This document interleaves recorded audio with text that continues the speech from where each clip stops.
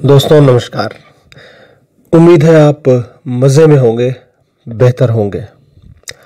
आज का वीडियो है यह कहानी कैसे सुनाएं, स्टेज पर लोगों के बीच में कैसे छा जाएं।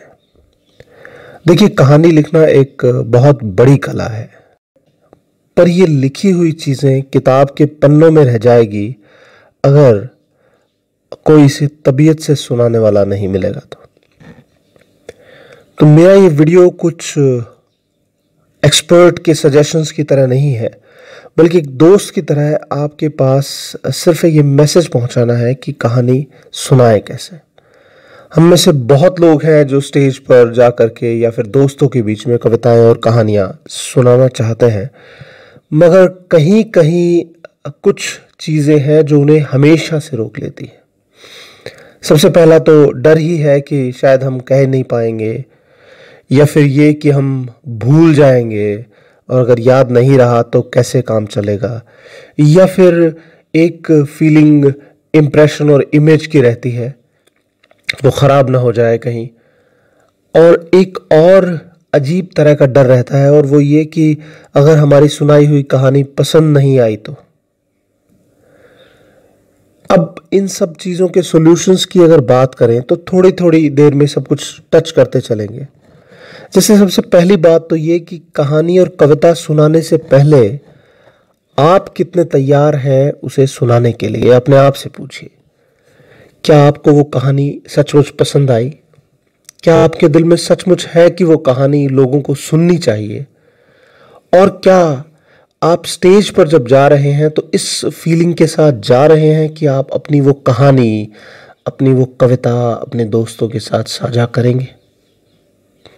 अगर हाँ, आप तैयार हैं तो आप एक बार फिर से उसे पढ़िए, उसके शब्दों को और उसकी भावनाओं को, उसके मैसेजेस को गहराई से समझने की कोशिश कीजिए। अब ये जो बात मैं बता रहा हूँ आपको, ये एक टिप्स और ट्रिक्स की तरह है। आपको एक बहुत अच्छा कहानीकार बना सकती है, कहानी सुनाने वाला बना सकती है। कविता की बात हम फिर करेंगे।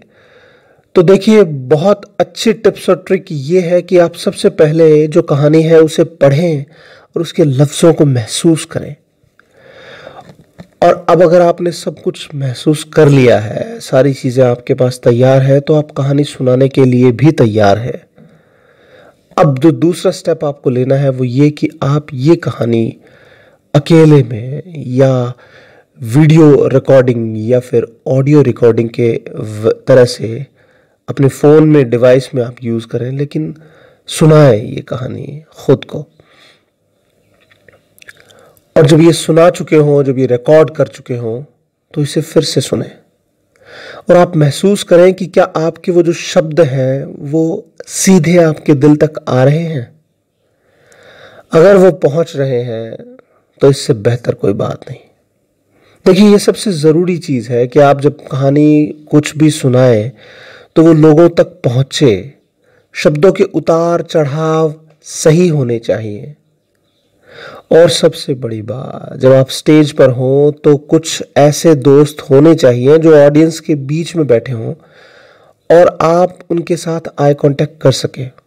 हालांकि उम्मीद यह है कि आप शायद इतनी बेहतर जगह पहुंच जाएंगे कि जहां आपके चेहरे पर इतनी रोशनी पड़ती होगी कि आपको ऑडियंस पीछे दिखाई न दे, सिर्फ अंधेरे में कुछ डार्क इमेजेस नजर आए। लेकिन उस चीज तक पहुंचने में वक्त है, और जब तक वो वक्त है तब तक उसे दोस्तों के साथ एंजॉय कीजिए। लिमिटेड हो या बड़ी नंबर की ऑडियंस हो, बस एक एक शब्द कहानी का अगर आपने महसूस किया, ऑडियंस से अगर आई कांटेक्ट रखा, तो आपको ये सोचने की ज़रूरत नहीं है कि आप कहानी अच्छी सुना पाएंगे या नहीं। बस दर्शकों का दिल जीत लें, उन्हें बेहतर तरीके से चीज़ें सुनाएं, और इससे ज़्यादा क्या चाहिए। अब रही बात रिज़ल्ट की, देखिए, ये फ़र्क नहीं पड़ता, बल्कि फ़र्क ये पड़ता है कि एक्सपीरियंस आपने क्या गेन किया। Every result, every process is an experience. इस अनुभव को लीजिए और आने वाली रिहर्सल, आने वाली तैयारियों के लिए इस्तेमाल कीजिए। शुक्रिया।